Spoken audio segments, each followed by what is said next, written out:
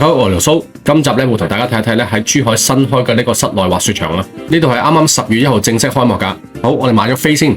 我們是318一位哈。啊，價格是跟大眾會一樣的嗎？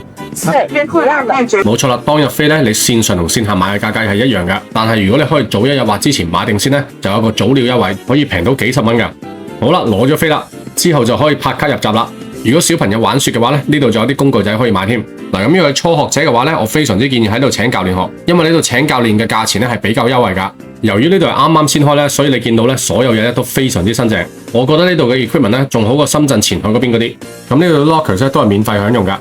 好啦，着齊嘢啦，係時候出去玩啦。咁一出到去咧，我當堂哇咗一聲啊，因為呢度條雪道咧真係幾短下，係真心設計俾一啲初學者練習噶。但係左手邊個魚雪區咧，佢又真係做得幾好喎，搞到 Woody 咧滑雪都唔滑啦，直頭留喺呢度玩咗成日。呢個斜滑梯同埋呢個踩單車咧都玩得超多次啊。咁啊，茄汁咧今次就話要試下學雙板，咁佢學咗半個鐘度咧就識基本嘅控制啦。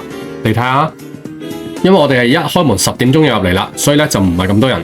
咁裏邊呢度咧都有間便利店，可以買小食同埋嘢飲。又或者唔夠喉嘅話咧，可以上一層，呢度就有間快餐店，有啲公仔麵或者頹飯可以嗌，又或者自己嗌美團送過嚟。